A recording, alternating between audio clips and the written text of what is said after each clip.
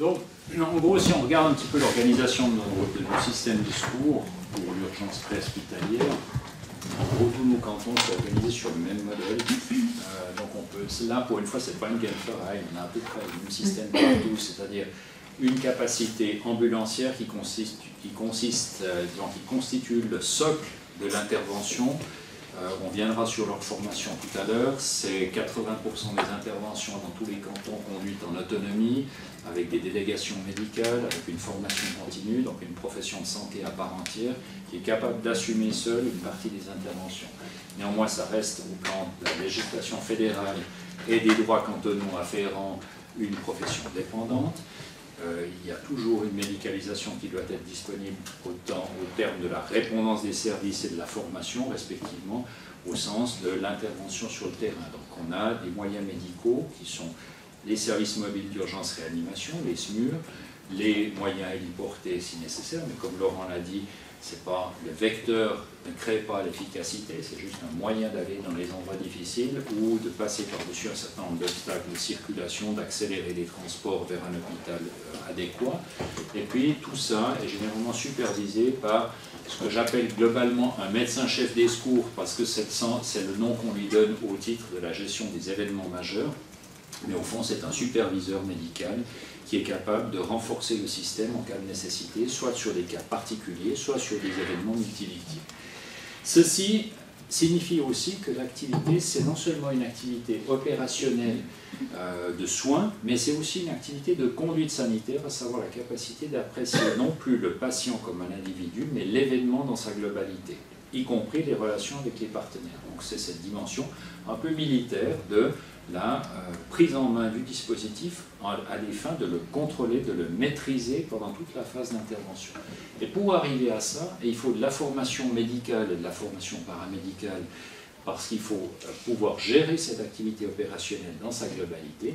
Et l'autre aspect, c'est la dimension qui est liée aux événements majeurs, qui suppose une expertise, parce qu'il ne suffit pas d'être formé, mais il faut avoir été expérimenté et exposé à ces événements en présence de personnes qui l'avaient déjà fait avant, donc une transmission de l'information et de l'expérience, qui n'est rien d'autre, comme vous le savez, que le fruit de nos erreurs passées, et il faut vraiment qu'on puisse le donner aux autres, et on s'est tous, on s'est créé dans ce domaine-là au fil du temps, puisque la Suisse n'a pas d'expérience militaire à proprement parler, je dirais de combat, on a fait l'expérience de l'entraînement, mais c'est une équipe qui ne joue jamais de match, donc évidemment c'est difficile.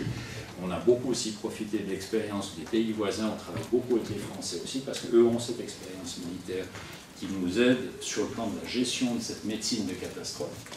Et puis également avec l'Angleterre, puisque Laurent a beaucoup développé les contacts avec les services de secours anglais, pour profiter vraiment de l'expérience de gens qui ont été exposés à des événements encore bien plus durs que les nôtres. Pour ça, on doit aussi faire de la planification, on doit équiper, on doit exercer. Donc il y a toute une dimension de travail en amont de ces événements pour que ça se passe bien. Voilà. Alors, parmi les contraintes que nous avons, c'est que nous avons un nombre de niveaux de formation en préhospitalier extrêmement important. Donc là, vous voyez à peu près tous les niveaux de formation que vous allez pouvoir rencontrer à Genève en préhospitalier. Vous voyez que les infirmiers n'y sont pas parce que légalement, ils n'ont pas le droit pour nous, c'est le canton de travailler en préhospitalier. C'est différent sur Vaud, Valais, Jura, mais sur Genève, il faut être en général technicien ambulancier ou ambulancier. Les secouristes qui sont donc des non-professionnels, il y a 3 niveaux. Ça, c'est les 3 niveaux fédéraux. Si vous n'avez pas connaissance de ces niveaux, c'est tout à fait normal. Mais il y a plein d'organismes privés qui essayent de récupérer ça pour gagner un maximum d'argent actuellement. Le premier niveau professionnel que vous trouvez en ambulance, généralement, ce sont les techniciens ambulanciers. Une formation qui dure 1 an et qui permet généralement de prendre en charge des patients qui sont stables. Le niveau de formation non médicale le plus élevé, c'est normalement les ambulanciers diplômés. La formation est en 3 ans. Les ambulanciers, ils travaillent sur protocole. Je vous montrerai un protocole après. Ça veut dire que globalement, ils doivent pouvoir évaluer un patient et puis à partir de là, ils ont une manière qui n'est pas forcément unique, mais une manière qui est protocolée de prendre en charge. Ils ont, en fonction des services, entre 15 et 40 protocoles, avec une autonomie médicamenteuse qui peut monter à 25 médicaments différents. Donc, pour 3 ans de formation, c'est relativement énorme, et ça explique également Pourquoi leur formation continue à eux est également inscrite dans la loi, à raison, en tout cas sur Genève, de 40 heures par année. Et puis ensuite, ce que nous avons au niveau du SMUR, ce sont des internes ou des chefs de clinique, spécialisés ou non. Là, on a mis non spécialisés uniquement pour une raison assez simple, c'est que nous, ce qu'on fait, c'est la médecine d'urgence. La médecine d'urgence en Suisse, ça n'existe pas. C'est pas qu'on ne la pratique pas, c'est notre travail, on est engagé pour ça. Je pense qu'on la fait pas trop mal, j'espère en tout cas.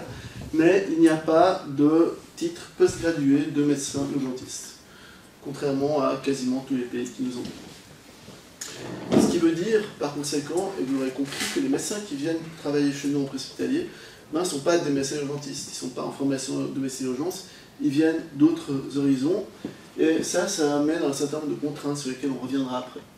Et puis finalement, il y a le niveau de médecin superviseur, c'est quelqu'un qui a un titre post-grade, donc pas en urgence, mais en médecine interne ou en anesthésie, et qui a fait un certificat qu'on appelle une attestation de formation complémentaire, ou AFC, en médecine d'urgence.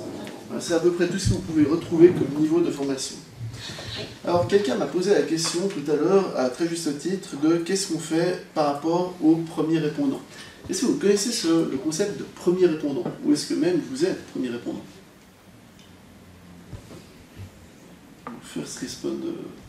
Oui, c'est la personne qui est en charge de transmettre, par exemple, d'une personne, qu'est-ce qu'elle veut en cas de choc. C'est un témoin. Disons que mon père, qui avait 90 ans, eh bien, j'étais la première répondante en cas de dégradation de sa santé, qu'est-ce qu'on allait faire? Alors c'est vrai, mais c'est pas ça qu'on appelle un premier répondant actuellement. Ce qu'on appelle un first responder, dont vous étiez avec famille et témoin, mais pas en termes de premier répondant ou de first responder, ou le terme où on entend actuellement. Les first responders sont des gens qui sont formés comme secouristes niveau 1, ou qui ont en tout cas un certificat qui dit qu'ils sont capables de faire une réanimation cardio-pulmonaire de manière correcte, et qui peuvent être alarmés par le 144.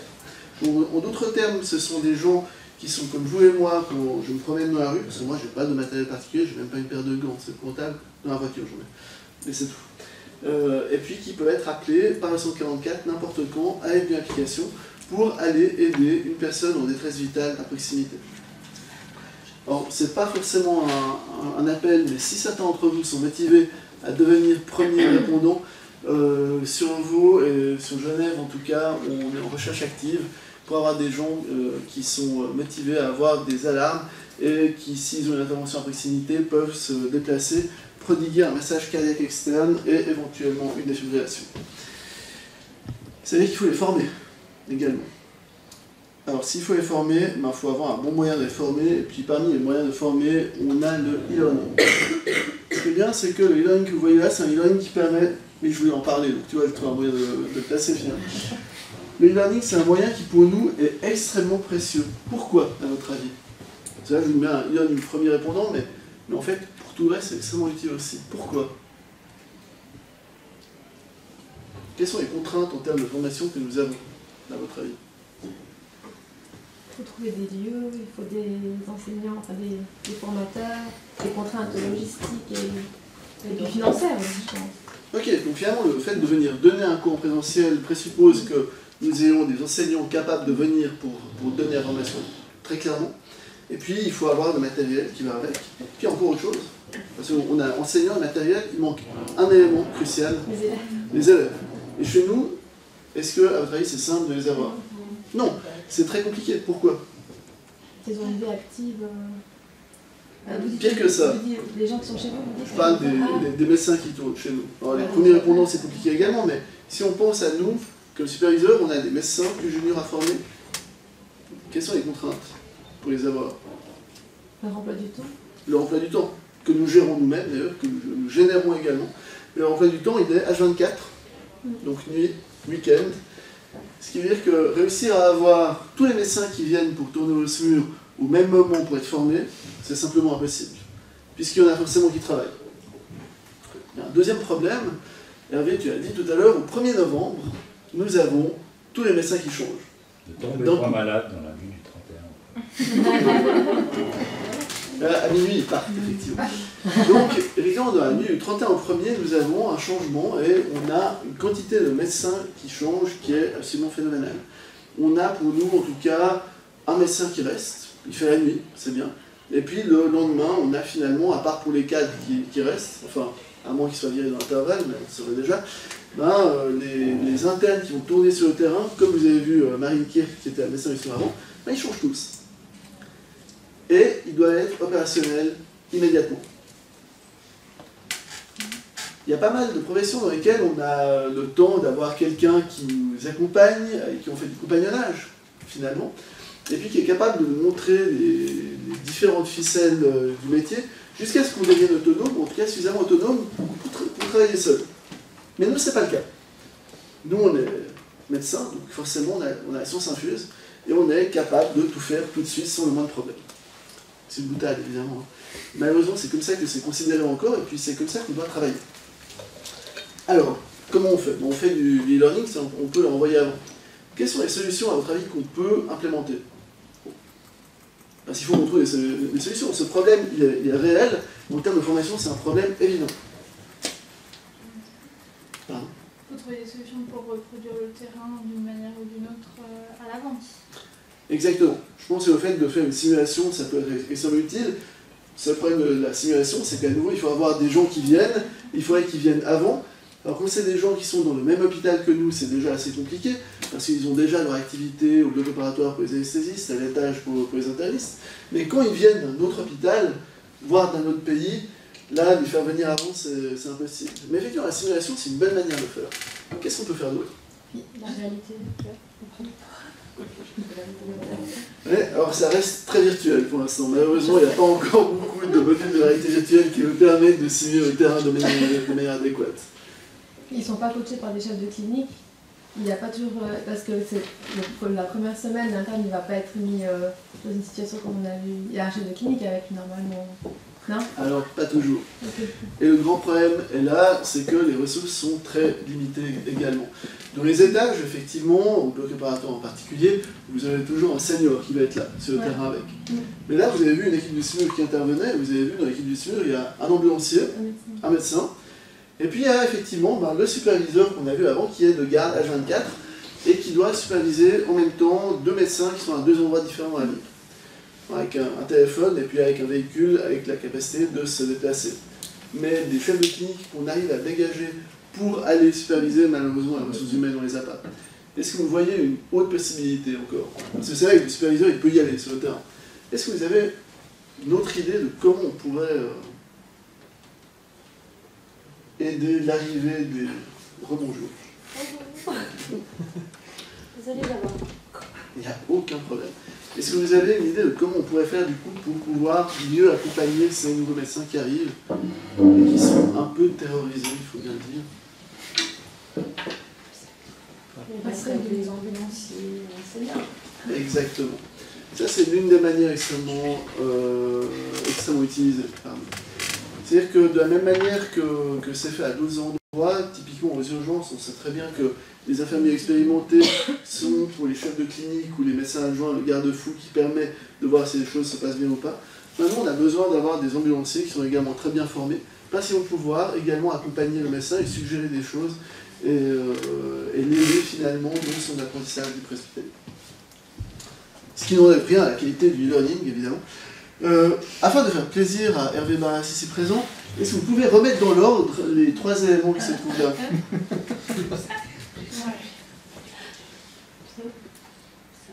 2, 3, 2, 3, 1. Observer, réfléchir, agir. C'est pas mal, hein? Est-ce que tout le monde est d'accord avec ça? C'est pas mal. Est-ce que vous le faites? Non, ça c'est la réponse qu'on attend. Réellement, est-ce que vous le faites? Parce qu'il faut être honnête, moi des fois je le fais pas, j'arrive pas. Des fois le agir il arrive au premier, ce qui n'est pas bon du tout. Mais j'essaye de me soigner, ce qui est parfois difficile. On a plus tendance à réfléchir. Non. À agir avant de réfléchir. Exactement. La tendance existe et c'est pour ça que c'est très important d'avoir cette priorité avant. Parce que sinon, ce que le docteur Niki vous a présenté avant, la sécurité qui est vraiment capitale pour les intervenants, ben, si on commence par le 1 et qu'on agit, ben, de temps à autre, la sécurité elle passe de côté et là, c'est le sur-accident, ce qui est vraiment pas bon. Des questions par rapport au e-learning, first responder ou autre, ou sinon j'allais plus loin. Non. Magnifique. Je vous ai parlé, alors le but n'est pas que vous arriviez à lire, le but est juste de vous montrer à quoi ressemble un protocole ambulancier. Je vous ai parlé du fait que les ambulanciers étaient autonomes sous la responsabilité d'un médecin et qu'ils devaient avoir un certain nombre de gestes qu'ils devaient être capables de pratiquer seuls ou non. Là, vous avez le protocole qui correspond finalement à la situation que la régulatrice de 144 a eu à gérer quand vous l'avez vu au téléphone tout à l'heure. C'est donc un arrêt cardio-respiratoire. Et vous voyez qu'on a mis des tas de couleurs à l'intérieur. Donc c'est pas parce que c'est très joli, c'est surtout parce que les couleurs ont un sens. Et le sens de la couleur verte de base, en tout cas dans ce type de protocole-là, c'est tout ce qu'un ambulancier doit être capable de faire de base. S'il ne peut pas le faire, il ne peut pas être ambulancier. Et il doit être capable de reprouver tous les X temps, alors tous les 2 ans chez nous, qu'il est capable de mener toutes ces actions à bien. Et dans les actions, il y a la défibrillation, il y a l'évaluation évidemment, il y a le fait de mettre ce qu'on appelle un high gel. Un high gel, c'est un moyen de ventiler le patient. Donc vous avez tous vu des ballons et des masques avec lesquels on peut faire rentrer de l'air ou de l'oxygène dans les poumons du patient. Bah, finalement, c'est un dispositif qu'on met dans la bouche et qui permet de faciliter ça. Donc ça, ils ont le droit de le faire. Vous voyez qu'il y a une case orange. Et la case orange, c'est-à-dire que l'ambulancier doit passer un examen supplémentaire pour être capable d'appliquer ça. Vous voyez le nombre de choses que ça veut dire. Et là, c'est un protocole unique. Je vous ai dit qu'il y en avait entre 15 et 40 en fonction des compagnies. Donc, ils peuvent avoir beaucoup de choses à faire. Ce protocole-là, il doit s'inscrire dans une logique et une suite logique de ce que les équipes hospitalières font. Donc ça veut dire que les médecins ont des protocoles également. Et vous voyez que là, il y a un tout début de protocole pour l'arrêt cardio-respiratoire adulte. Par contre, la chose qui est très importante, c'est ce qu'il y a en dessus. En d'autres termes, les protocoles ne sont qu'une référence permettant aux intervenants hospitaliers d'avoir une vision commune et partager la prise en charge. Ils ne remplacent nullement le jugement clinique. Le médecin a non seulement le droit, mais surtout le devoir d'adapter la prise en charge à chaque patient. En d'autres termes, il doit utiliser ce qu'il a entre les 2 oreilles, qui ressemble beaucoup à un chou-fleur, c'est ça, mais qui est un cerveau, et le bon sens et la réflexion doivent prédominer dans ce qu'il fait. Ce qui me permet d'enchaîner de manière incroyable avec la question « Comment devient-on médecin ?» L'une des questions auxquelles tu souhaitais qu'on réponde, péniblement. Péniblement parce que les études de médecine, elles sont longues. Vous savez combien de temps ça dure? 6 ans. Bon, en général, plutôt 7, voire 8. Parce que, en tout cas, pour la première année, c'est rare de passer la première année d'emblée actuellement, vu le nombre d'appelés assez important et le nombre d'élus, par contre, très, très restreint. Donc, 6 ans d'études qui sont des études principalement théoriques. Les études en fonction des universités, elles ne sont pas identiques. Et puis, en fonction du temps non plus.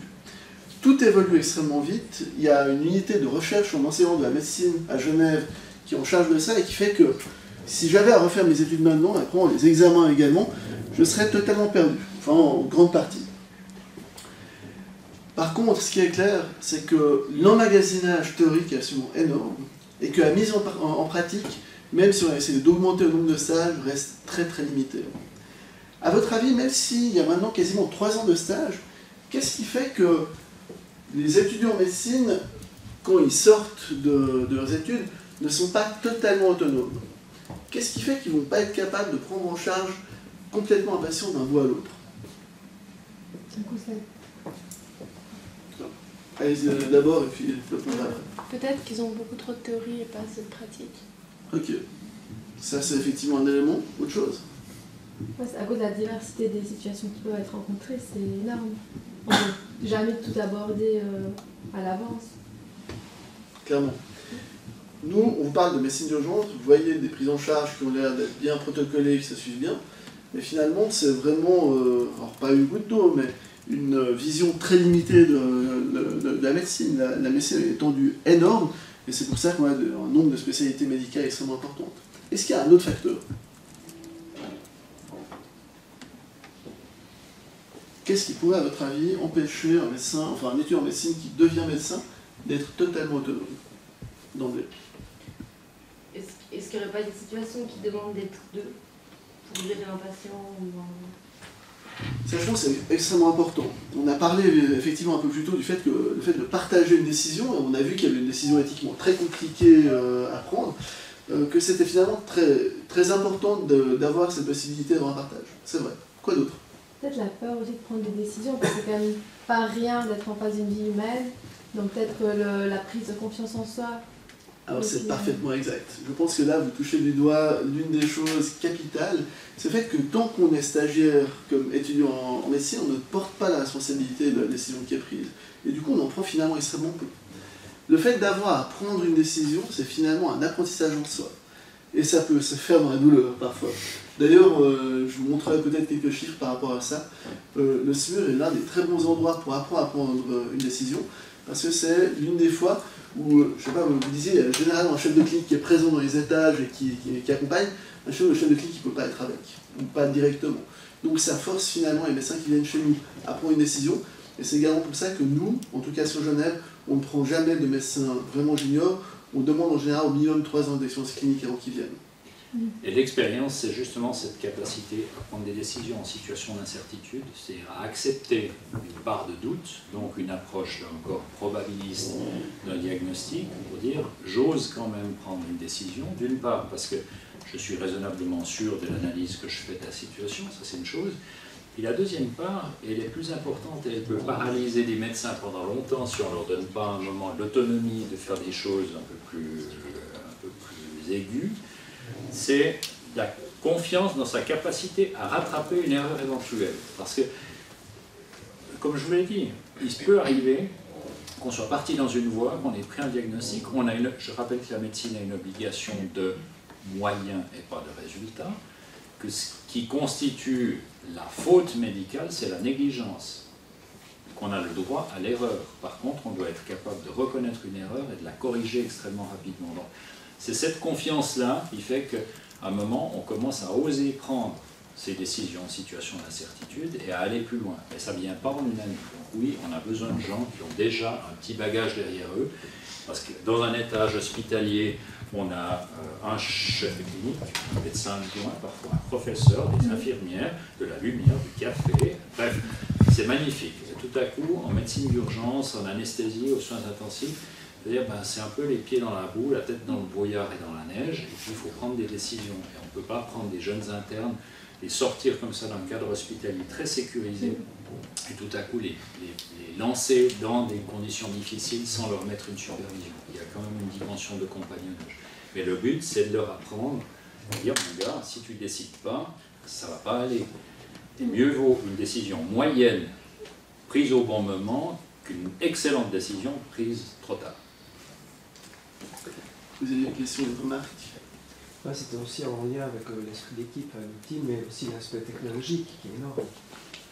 L'outillage qu'il faut avoir, qui demande des connaissances toujours plus approfondies. Effectivement, il y a tout ce que la technologie peut apporter également comme aide cognitive également, mais effectivement toutes les ressources cognitives à mobiliser pour les employés, donc c'est vrai qu'il y a une dualité. Il y a un élément qui est assez intéressant aussi de différence entre les études de médecine versus l'activité médicale dans un centre médical tel que les HUG. C'est que les études de médecine, c'est quelque chose de solitaire normalement. C'est pas marche ou crève, il faut tuer pour passer. Parce que tu l'as dit, en première année, si vous êtes 50, il n'y en a que 25 qui vont passer. Donc il faut que je trouve des moyens, des subterfuges pour planter des couteaux dans le dos discrètement à 25 autres personnes pour pouvoir peut-être passer. Il y a des gens qui ont quand même cette tendance, qui pourraient avoir cette tendance, versus l'interprofessionnalité qui arrive de manière très très forte quand on est dans un étage. On ne peut pas travailler seul que dans la voie médicale. On doit aussi travailler avec la voie bleue, on doit aussi travailler avec les voies vertes. Enfin, je veux dire, il y a vraiment cette interprofessionnalité qui doit être travaillée. Je ne suis pas sûr qu'elle soit travaillée correctement ou travaillée tout court à la faculté, ce qui n'est pas le cas en études de soins infirmiers ou bien tout. Mais c'est vrai qu'au niveau soins infirmiers, on a maintenant des modules d'interdisciplinarité où on travaille avec les assistants en soins, où on travaille aussi avec les médecins. C'est les médecins qui sont en 3e année de médecine, ils viennent faire des journées de cours avec nos étudiantes infirmières de 3e année aussi. Et en fait, c'est les étudiantes infirmières de 3e année qui forment les médecins, par exemple, à la pose de voie veineuse. Enfin, on travaille l'interdisciplinarité. Alors ça, c'est un exemple, mais ça se travaille aussi au niveau de l'évaluation clinique, enfin, de plusieurs choses. je dirais que l'aspect travail d'équipe, effectivement, c'est pas prédominant durant les études de médecine. Alors, on est d'accord. La définition qu'un collègue est quelqu'un qui fait la même chose que vous, mais moins bien, c'est très fort, en particulier durant les études de médecine. Après, ça se renforce encore. Mais... Donc, effectivement, il y a les études, c'est déjà suffisamment difficile comme ça tout seul. Après, le travail proprement dit, le teamwork, ça devient quand même une dimension dominante de la plupart des disciplines aiguës en particulier, parce qu'on ne peut pas travailler seul. Le teamwork, il est vrai, et particulièrement fort en psychiatrie également, il est fort en gériatrie, en soins palliatifs. C'est quand même une dimension qui se renforce actuellement considérablement. En général, elle est acquise, elle commence à s'acquérir à la sortie des études de médecine. C'est marrant parce que relativement peu en arrière. c'est assez l'inverse de ce qu'on peut observer par exemple dans une autre école pédagogique où on va beaucoup travailler le côté pas interdisciplinaire mais travailler en équipe, travailler à plusieurs, enfin un travail de groupe. Je sais que les étudiants adorent ça. Ils aiment tellement ça qu'ils ne le font plus du tout ensuite quand ils sont sur le terrain ou quasi pas. Et on est dans un schéma inverse peut-être. Ça c'est assez questionnant quoi. Mais ça c'est des questions de profs à choper quoi. Après la dimension, finalement, qu'est-ce qui constitue, là où on peut s'interroger, et je pense que pour vous comme enseignant c'est intéressant, c'est quand on parle d'expérience, je parlais du fruit des erreurs passées, bien sûr c'est une dimension, mais c'est pas la seule. Qu'est-ce qui fait, il y a ces dimensions de confiance évidemment dans ses connaissances, cette dimension de capacité à rattraper une erreur éventuelle, ça c'est vraiment fondamental en disant, oui, ok, il y a eu un petit faux pas, mais je me rattrape, hein, c'est un peu de la gymnastique de haut vol, hein, c'est de la haute voltige. Donc ça y contribue, mais il y a quand même un autre élément qui est très important dans l'expérience. Est-ce que vous arrivez, vous l'avez plus ou moins évoqué en disant, on sort des études de médecine avec beaucoup de connaissances. Qu'est-ce qu'on apprend avec l'expérience ?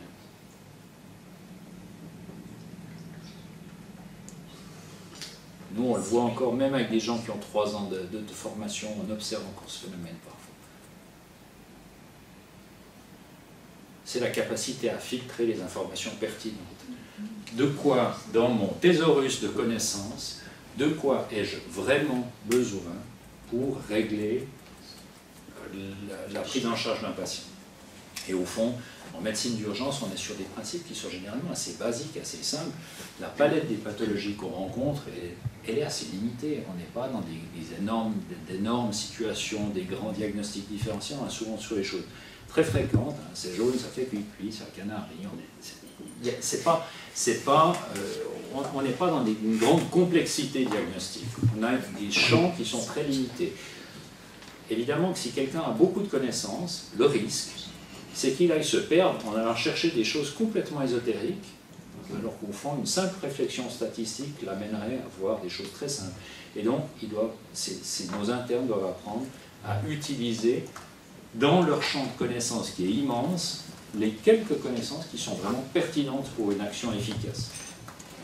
Et le problème derrière, c'est qu'effectivement, ils auront tendance simplement à se filtrer, ce qui mène à une vision tunnel, potentiellement, à d'autres types de complications. Donc c'est là où notre rôle délicat.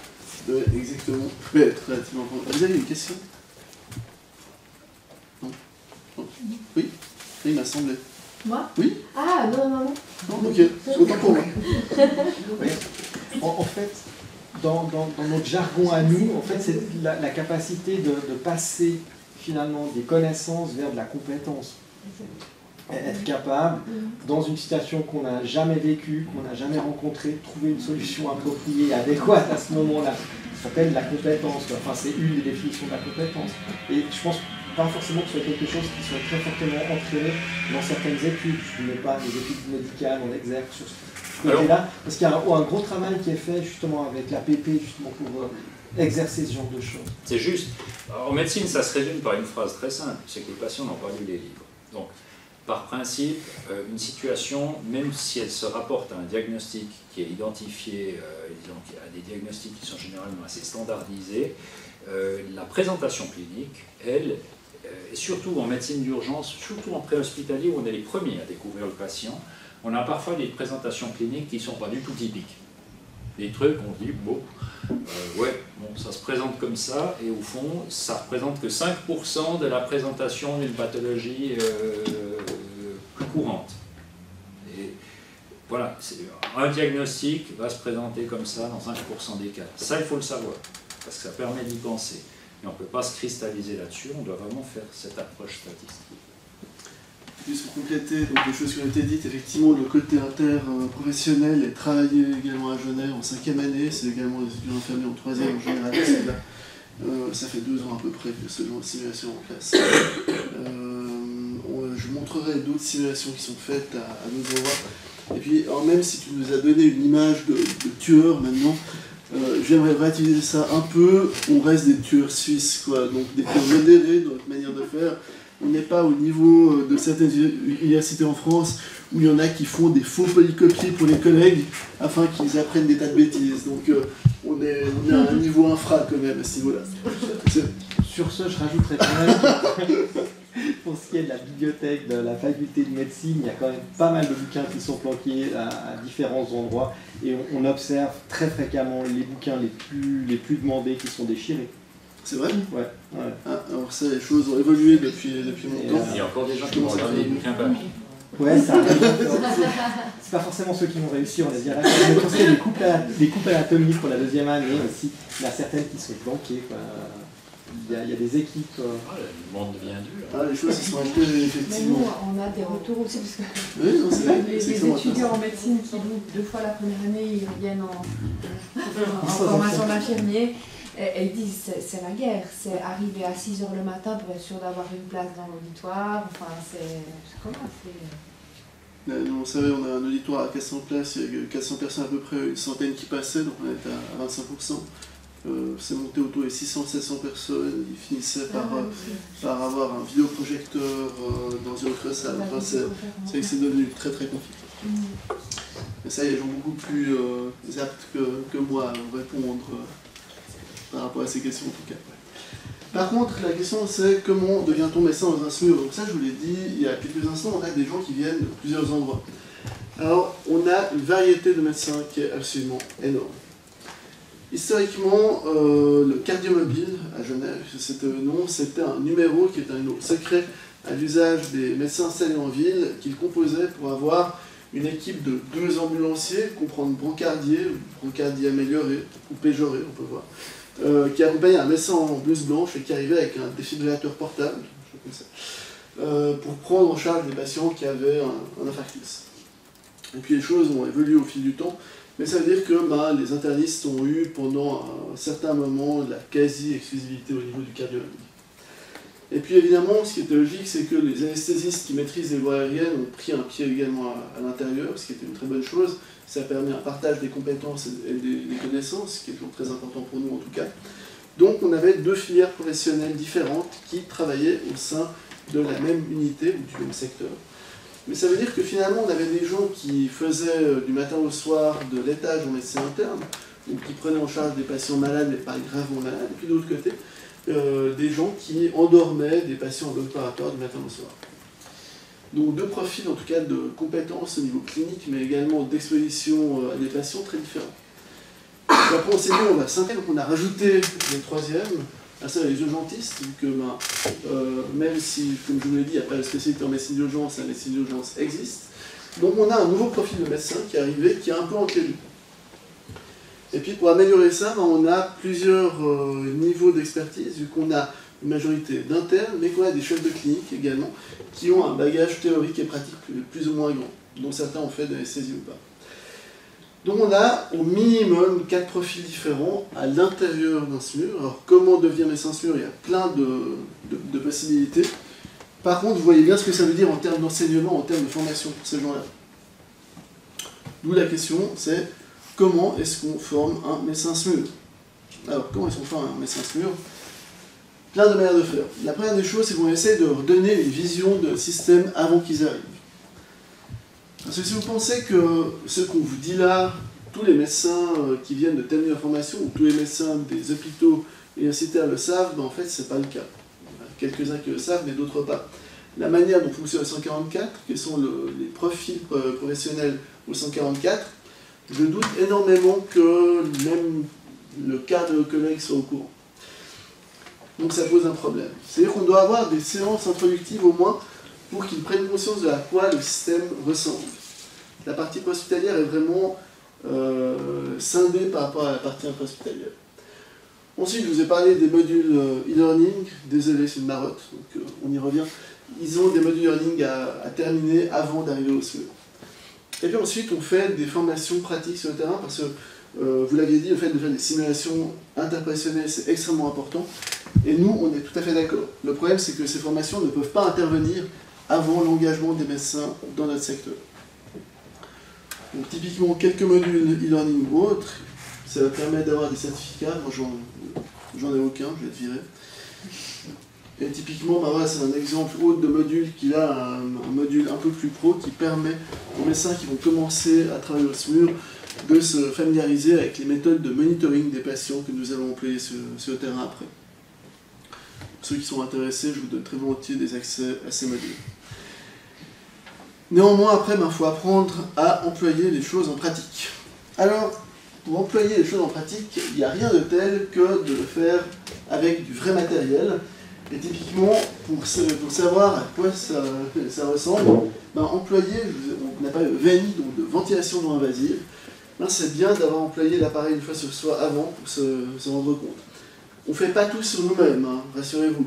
On ne sait pas injecter tous les médicaments de la création, on ne curarise pas les gens, c'est pas quelque chose qu'on fait nous. Il y en a d'autres qui s'en occupent. Et là, vous avez typiquement tout le matériel nécessaire à prendre en charge une urgence respiratoire qui se trouve là. Vous avez, puis vous l'avez mentionné tout à l'heure, c'est bien d'avoir des ambulanciers qui sont des paramédicaux qui vont être capables de guider même les nouveaux médecins pour faire certains gestes. On il tire une drôle de tête, Elie, là, mais c'est vrai que c'est l'un de nos ambulanciers les plus expérimentés, bien qu'il ait l'air d'être assez jeune, et la photo est assez récente, je vous rassure. Mais néanmoins, il a pas d'être convaincu de ce qu'il a fait. Et puis, vous voyez qu'on a plusieurs niveaux de formation différentes, parce que vous avez un jeune interne qui est en train de regarder avec un air BA, comme ça. Il y a eu une apparition en Elie. Le médecin qui est entre deux, qui est là, c'est l'un des médecins-chefs des urgences de la Tour. Pas dire le médecin-chef des urgences de la Tour. Donc on a même des médecins-chefs qui tournent avec nous et qui font médecin de première ligne au SMUR et qui viennent se former parce que, on vous l'a dit, les techniques évoluent et ce qu'on sait en termes de médecine basée sur les preuves, puisque évidence n'est pas une bonne traduction pour evidence, voilà, ça permet de les former. Et puis vous avez encore deux autres niveaux professionnels qui sont là. Vous avez un ambulancier diplômé, donc ambulancier diplômé en 3 ans. Et puis vous avez le dernier qui est là, qui lui, il n'est pas rien, mais il n'a pas de titre, enfin il n'en avait pas à l'époque, qui est devenu technicien ambulancier.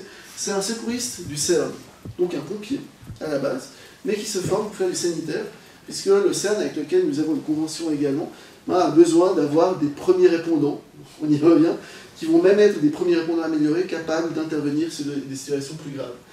Et c'est pas parce que lui ne va jamais employer cet appareil-là, donc le Hamilton, vous avez entendu le nom lors d'une des vidéos avant, il ne va jamais l'employer directement, mais par contre, il va être appelé probablement à transporter les patients qui auront cet appareil, et on a tout intérêt à ce qu'ils connaissent le processus de soins pour avoir la meilleure prise en charge possible. Est-ce que ça vous évoque des questions, des commentaires? De l'ennui? Du dégoût? S'il y en a qui veulent savoir ce que ça fait que le masque VNI, vous roulez à 100 km sur l'autoroute, vous mettez la tête par la fenêtre. Ça fait la même impression de Je crois qu'on vous êtes au volant en fait. Sinon, vous saurez ce que c'est après le curage, l'intubation, l'immobilisation. C'est à peu près cet effet-là. On va très vite.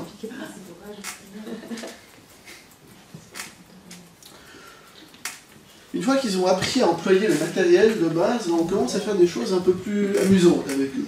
On fait des simulations de plus en plus complexes. Et les simulations sont de plus en plus complexes. Là, vous avez à nouveau un secouriste du CERN qui est en train d'employer ce qui tient lieu de moniteur.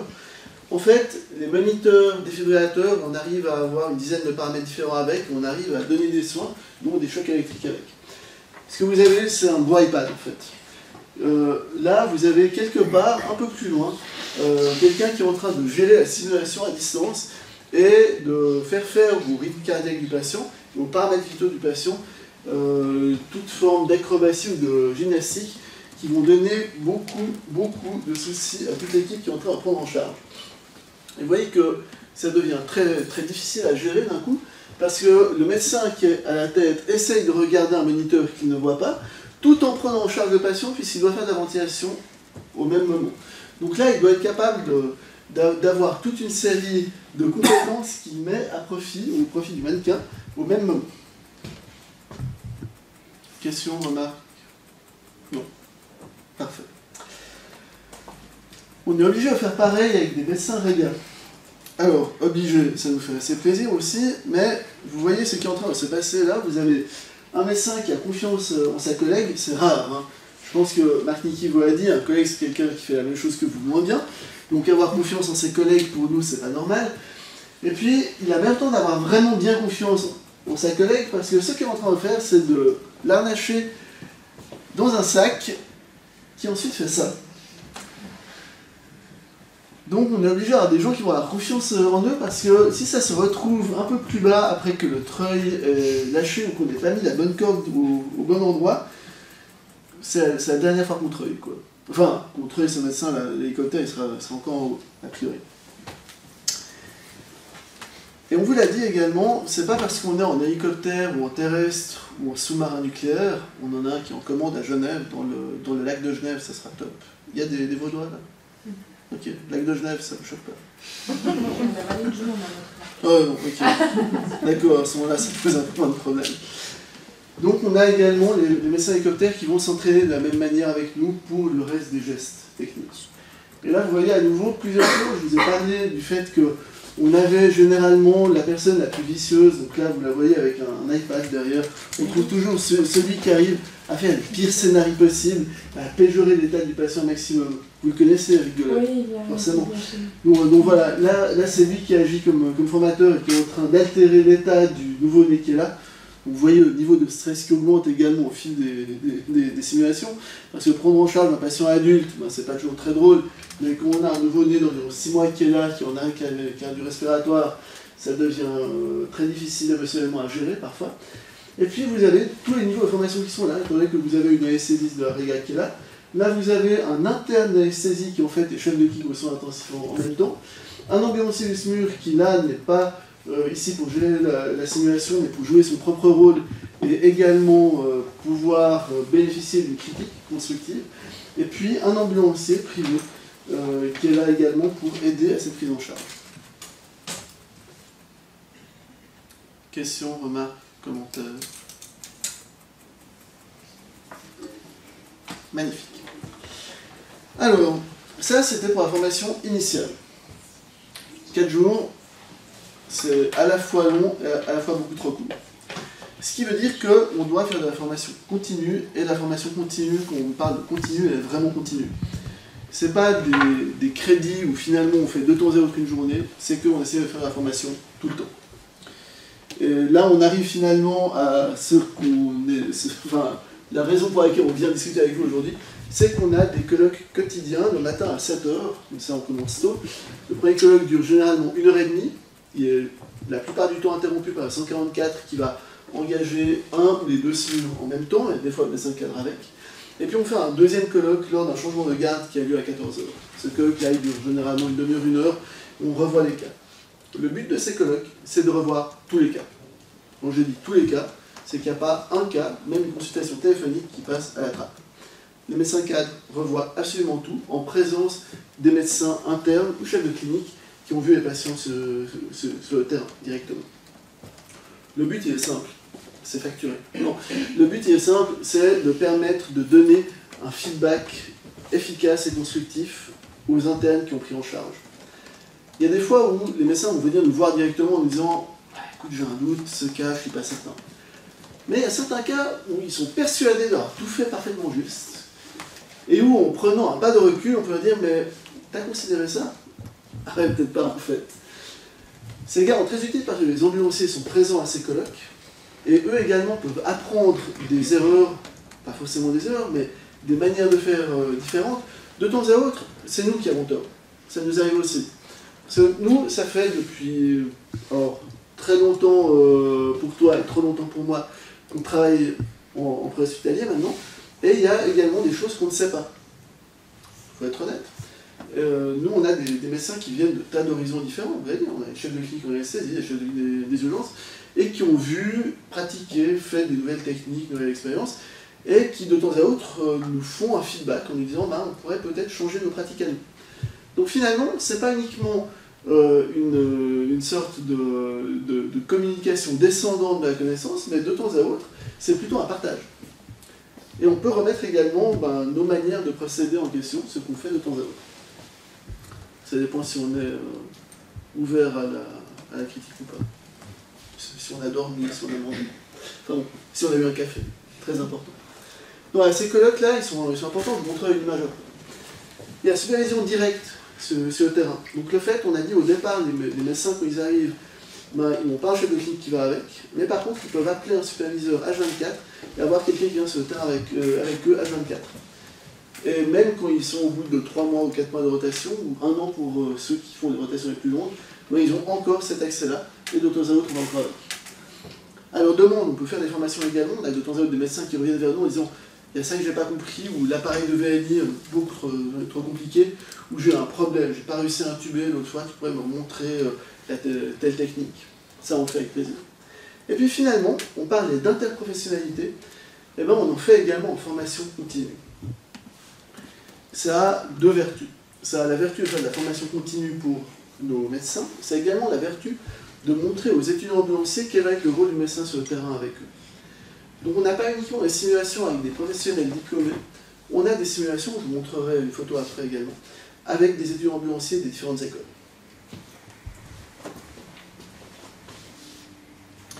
Alors vous reconnaîtrez peut-être quelqu'un sur la slide. Comment ça se passe en pratique? Alors, vous voyez déjà qu'on a un flipchart derrière, ce qui peut être assez pratique pour démontrer des concepts de physiopathologie.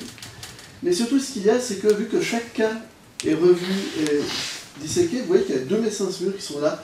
Alors, on n'a pas un assez grand angle, on n'est pas encore au iPhone 11, mais ça permet également, typiquement au médecin qui est là, d'apprendre de l'expérience du médecin qui est en train de se faire rabrouer, pour être poli, parce que tu as quand même le regard très noir là-dessus, il faut être honnête. On a l'impression qu'il a dû faire un truc pas tout à fait correct. Interrogatif. Donc voilà, c'est une opportunité finalement de partage assez global. Et puis certains apprennent l'expérience des autres de manière indirecte de cette manière-là. Alors j'ai peut-être le regard noir, mais c'est qu'une impression. Il y a une règle de base évidemment dans cette histoire-là, c'est qu'on ne pratique pas la pendaison publique dans les colloques, parce que on a quand même là aussi acquis de l'expérience nous-mêmes, aussi dans les services dans lesquels on est passé, où les colloques du matin, c'est pas des colloques, c'est des tribunaux. Et ça, c'est catastrophique. Si vous voulez ne pas savoir ce qui se passe dans votre service, il n'y a qu'à faire comme ça. Et on préfère largement exposer, que chacun puisse exposer librement les bêtises qu'il a faites, y compris nous. Et je pense qu'on prêche aussi par l'exemple en disant, on essaye, alors évidemment maintenant, aujourd'hui, quand on fait aussi nous des interventions de première ligne, et que tout se passe bien, on a tendance quand même à les valider, parce qu'on doit aussi faire avancer, on voit beaucoup de cas tous les matins, donc c'est assez compliqué. Néanmoins, si on a un problème sur une intervention, on va aussi le présenter, puis on va aussi l'exposer devant les autres, de façon à vraiment encourager ce qu'on appelle, je vais peut-être un peu sévère en disant la culture de l'erreur, mais c'est quand même un petit peu ça. C'est-à-dire si on fait une expérience qui n'est pas bonne, autant que tout le monde en profite. Parce que la probabilité qu'elle se représente ou que quelqu'un d'autre puisse profiter de cette expérience-là, évidemment, elle va être multipliée par 3, 4, 5, ça dépendra du nombre de personnes présentes dans le service. Et ça, c'est vraiment très très important de rester ouvert. On peut, on a appris aussi, autant Laurent que moi, à identifier les écrans de fumée. On sait très bien passer à travers les écrans de fumée lorsqu'un interne nous raconte une histoire, on se dit là, il y a quelque chose qui est parti de travers, et on sait généralement assez bien les questionner. C'est peut-être le regard qui est là pour dire est-ce que vraiment tu m'as tout dit, mais d'encourager les gens vraiment à poser les trucs sur la table. Voilà, c'est très important pour qu'on avance dans cette expérience. Oui, donc des approches positives. On doit positiver toutes les situations. Mais du coup, parce que du coup, vous parlez de situation réussie, que vous passez un peu vite, et puis c'est un peu des fois ce qu'on vous reproche ici, hein, qu'on vous force à parler de vos situations ratées. Est-ce que finalement on apprend, est-ce qu'à des moments ils ont des moments de partage aussi, dire bah moi ce qui a vraiment bien marché c'est de faire ça, est-ce que... Alors ça en fait partie. Okay. Moi quand je dis une situation réussie, c'est une situation qui s'est déroulée selon protocole, qui ne s'est rien passé de particulier, et au fond, fini, l'évolution du patient est simple, il n'y a pas de complications derrière. Ces cas-là, on les voit avec les internes, on les voit au colloque, je parlais des cas qu'on fait nous en première ligne, ceux-là on ne les amène pas systématiquement, mais effectivement, vraiment on voit autrement. Typiquement une réanimation qui a été extrêmement bien, on peut passer 15 ou 20 minutes à disséquer la réanimation en voyant toutes les choses qui ont très très bien été. Parce que ça a effectivement une vertu également pour les autres qui écoutent de se dire effectivement lui il a fait de telle manière, c'est comme ça qu'il a géré les voies aériennes, la respiration, la circulation, et ça permet aux autres de se rendre compte également des choses qui vont très bien, et puis de comment eux peuvent mettre en pratique ces parties-là. Et vous avez tout à fait raison, c'est extrêmement important de souligner ça. Et puis je vais vous dire, alors ça on peut rebondir aussi sur cet aspect-là, et c'est très important comme message, il ne faut pas oublier que chez nous l'issue, ça peut être le décès du patient. Donc c'est de dire aux gens, vous avez fait de l'excellent travail, vous avez fait une bonne réanimation, mais le patient est mort quand même à la fin. Et c'est pas parce qu'ils ont mal travaillé, c'est parce que simplement on était au-delà. Mais vous imaginez l'impact, évidemment, de donner ce message-là en disant, c'est pas parce que l'issue du patient est négative que le travail qui a été fait en amont n'était pas bon. Il y a aussi un élément qui est assez intéressant, enfin, vous ayant observé plusieurs fois. Ce que je trouve intéressant, c'est que rapidement, même que la situation elle soit positive ou négative, rapidement les autres aussi vont convoquer d'autres situations qu'ils ont vécues, qui sont assez similaires et qui peuvent être positives. Donc c'est aussi des choses qu'on entend quand on fait des mentorats avec nos étudiants, où l'exposition d'un cas rappelle d'autres cas. Donc c'est bien le fait qu'on est bien dans une supervision de ce point de vue-là. On appelle ça des histoires de chasse, mais... Ouais, chez vous c'est des histoires de chasse. Après il y a un autre élément qui est intéressant, c'est les what-if. Et ça, c'est quelque chose que j'ai pu observer dans d'autres professions, où les what-if arrivent avant, ça arrive dans le briefing. Chez vous, ils sont très très rapides quand on a qu'est-ce que je fais s'il se passe quelque chose. Dans l'aviation, ça se fait, si tout à coup j'ai un problème, on fait au briefing les what-if. Et ici, les what-if arrivent après. C'est-à-dire qu'ils vont questionner pourquoi est-ce que tu fais ça, admettons que ce patient s'enfonce à ce moment-là, qu'est-ce que tu fais? Il y a toutes ces questions si ça, enfin, on utilise la situation, mais on va vraiment au fond de la situation, même au-delà. Et ça, c'est assez intéressant, et c'est là où on voit que les gens apprennent. Alors je rejoins cet aspect, puisque c'est un des principes, ça rejoint ça, puisqu'on va aussi travailler évidemment dans les travaux d'équipe et dans les simulations. Un des principes qui est clé dans l'aviation, c'est le fly ahead the plane, hein, c'est ayez toujours une longueur d'avance. Et ça, on va beaucoup le travailler en simulation, c'est aussi ce qu'on va faire dans ces cas-là, en disant, est-ce qu'on comprend assez vite si l'interne qui nous présente un cas, il était justement en avance sur sa situation, ou s'il était guidé, finalement, s'il subissait les événements, ou s'il les pilotait. Et ça, c'est vraiment critique, on le sent d'ailleurs très vite, et on le voit. C'est une des choses qu'on voit le mieux évoluer au cours entre ceux qui vont arriver après-demain. Si on les reprend dans 1 mois, dans 2 mois, c'est ce qu'on aura vu progresser le mieux. C'est leur capacité à avoir toujours cette marge de manœuvre et pas être ballotté par les événements. Une question. Donc les colloques que vous faites là, ça a vraiment comme rôle d'analyser votre pratique, mais comme les patients, après, vous les suivez plus vu qu'ils ont été hospitalisés ou autres. Donc c'est pas un but de suivre la pathologie du patient et de réévaluer son traitement et tout ça. Vous, c'est vraiment réfléchir à ce que vous avez fait dans l'urgence. Les deux, en fait. Ah, vous avez quand même des nouvelles des patients. Le but numéro 1, c'est de réfléchir effectivement à ce qu'on a fait et puis ce qu'on aurait pu faire mieux, différemment. Par contre, là on ne le voit pas, mais c'est un PCHUG. Nous, on est le seul hôpital public du canton. Donc tous les patients ils terminent chez nous. Ce qui veut dire qu'on a accès au dossier médical du patient par la suite également, ce qui nous permet de prendre des nouvelles, de savoir ce qui a été fait. Et puis, ça a une vertu qui est extrêmement bonne, c'est que de temps à autre, ce qu'on a fait n'a pas été compris, relayé correctement, où il y a même des éléments capitaux que nous avons eu sur le terrain qui ne sont pas disponibles pour l'équipe qui suit. En tout cas, on voit bien dans les notes d'admission et notes de suite qu'il y a un élément critique qui leur a manqué. Et ça nous permet de lancer un coup de fil aux collègues après en disant est-ce que tu as vu ça? Est-ce que tu es au courant? Donc finalement, on a pu rattraper les situations, en tout cas améliorer même le pronostic de patient, parce qu'on revoit les cas et parce qu'on est capable de transmettre ces informations après. Et pour ceux qui ne sont pas hospitalisés, vous n'avez plus de traces en fait? Si les internes doivent les appeler à 48 heures.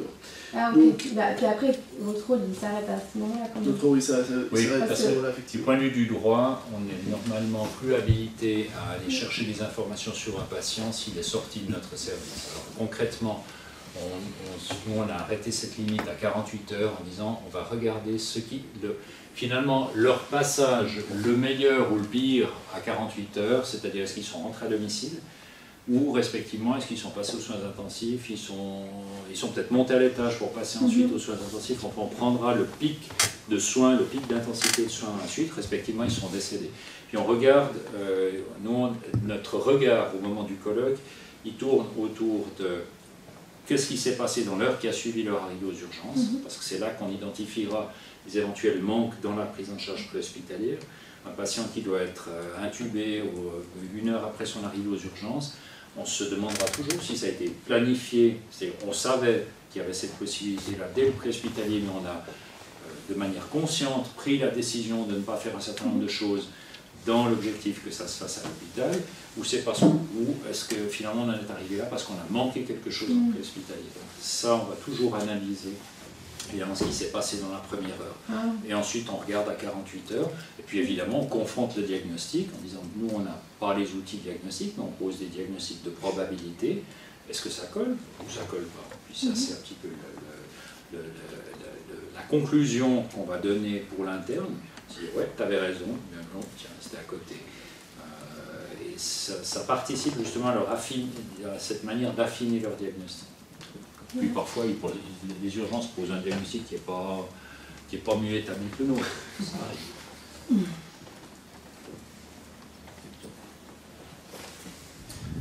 On parlait de supervision directe, donc là vous avez un exemple avec l'intérêt qui se trouve là, et puis ma collègue qui est devenue médecin-chef aux urgences de Lyon qui est en train de ballonner le patient avec des gants qu'elle a bien fait de mettre apparemment. Donc c'est juste pour illustrer le propos de la supervision directe sur le terrain. Après toujours dans la supervision directe, vous reconnaîtrez peut-être quelqu'un qui a toujours un regard aussi dubitatif quand il regarde ce qui se passe. T'avais quoi dans les mains? On dirait un bout de voiture. Oui, c'est un bout de voiture. C'est un bout de voiture, d'accord. Mieux vaut un bout de voiture qu'autre chose. Voilà pour la supervision directe elle-même telle qu'on voulait la présenter. Et puis, je vous ai parlé du fait qu'on allait faire de la simulation avec les étudiants ambulanciers également. Et là, ben, vous voyez l'un des anciens internes du SMUR, il y a Ellie qu'on retrouve partout. Et on a de temps à autre des gens comme ça qui arrivent à se mettre sur l'ensemble des photos, c'est un truc de fou. Et là, en fait, ça... Vous en connaissez également? Et là, en fait, vous voyez l'un des intérêts assez clairement. Pardon? Non? C'est bon. N'hésitez pas, si vous voulez intervenir, vous êtes libre. Là, vous voyez, l'intérêt global, c'est un arrêt cardio-respiratoire, à nouveau. Alors, le patient, ça lui a coûté un bras, apparemment. Mais l'intérêt est de voir cet appareil de massage cardiaque automatique se mis en place sur un mannequin. C'est assez... Oui, c'est un peu douteux comme manière de plaisanter. Mais malheureusement, on a une mannequin qu'on peut... là, vous voyez donc, cet appareil de massage cardiaque automatique qui peut être extrêmement impressionnant. C'est un appareil de massage cardiaque qu'on emploie dans le terrain, réellement. Il faut apprendre à le faire. Donc ça, c'est important qu'on ait les ambulanciers avec nous pour savoir comment mettre cet appareil en place. Et puis, la première fois on le voit, vous avez réellement ce piston. Hein. Vous avez entendu la régulatrice sanitaire qui disait qu'il faut masser de 5 cm au minimum. Hein. Donc vous imaginez un piston qui va s'enfoncer dans le thorax de hauteur de 5 à peu près.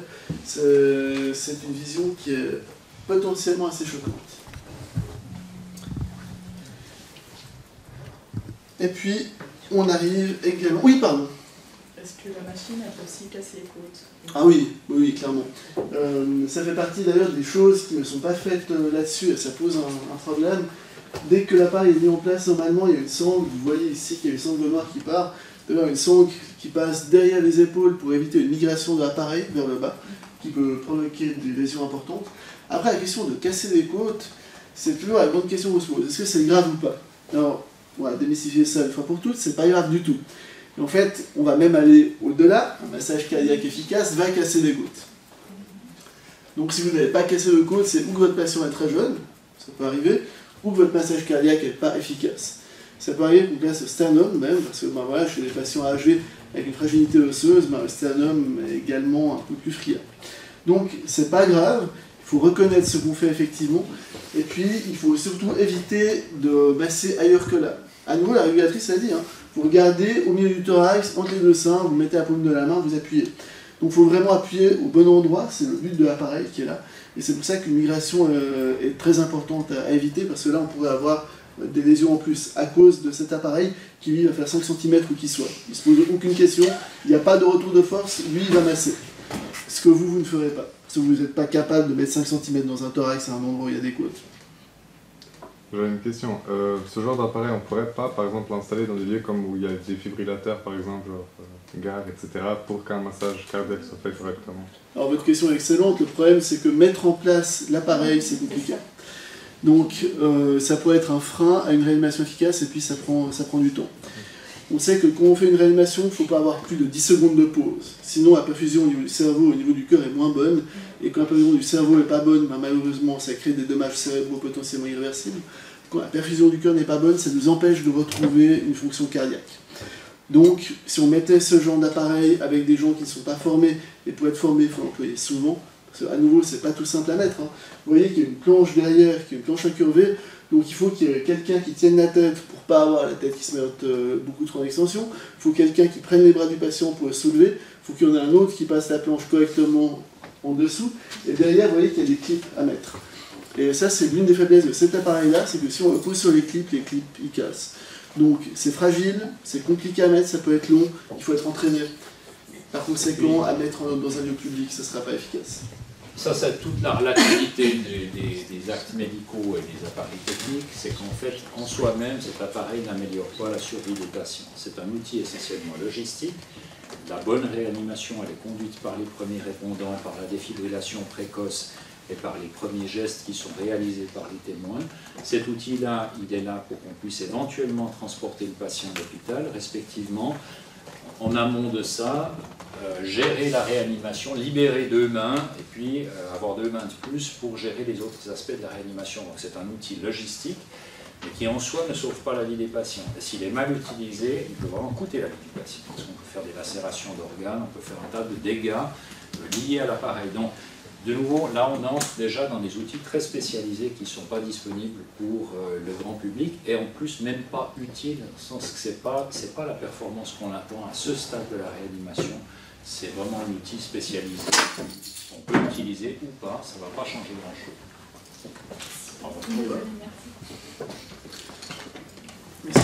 Par contre, c'est clair que pour le transport, c'est extrêmement utile. On a quelques cas où on a pu sauver des patients parce qu'on les a transportés avec vers une thérapie à l'hôpital qu'on ne pouvait pas appliquer en hospitalier. Donc ça, c'est effectivement pas mal.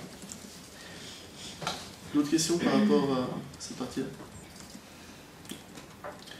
Ok, donc, à part le fait qu'on est capable de communiquer avec les cantons voisins, Genève est un peu une enclave entourée par un territoire français extrêmement étendu, et donc il faut qu'on arrive à travailler avec. Et donc ça fait partie des choses qu'on doit entraîner et simuler également. Et on vous a dit que nous on avait un jargon qui nous était propre, on vous l'a trouvé, on a parlé de VNI sans expliquer de quoi il s'agissait, donc encore merci pour la traduction simultanée, ou le sous-titrage. Mais par rapport à nous, les Français vont un degré au-dessus en termes d'emploi d'abréviation.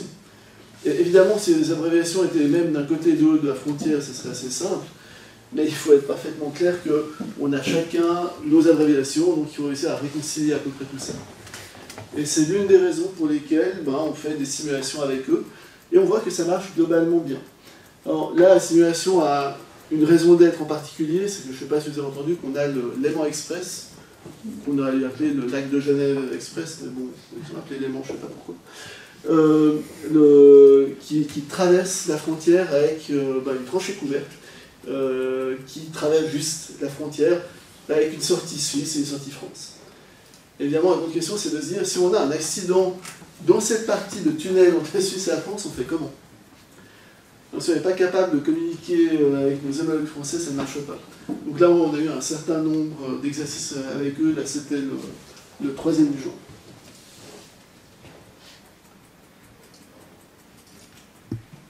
Dans les formations, afin d'augmenter le réalisme, comme vous voyez, on peut employer du maquillage. Là, on s'y croirait, hein. Franchement, au niveau des lésions, typiquement des brûlures, c'est assez invraisemblable. Et on arrive à faire des choses qui vont assez loin. Ça permet d'immerger les intervenants de manière beaucoup plus efficace à l'intérieur d'une situation. L'une des questions qui se pose également, c'est à quel point est-ce qu'on va investir des ressources dans une simulation et qu'est-ce qu'on attend de l'autre côté. Ça fait partie des questions très importantes à se poser. Est-ce qu'on fait de la simulation pour faire de la simulation, ce qui n'a pas de sens, ou est-ce qu'on attend de ce qu'on fait une plus-value particulière?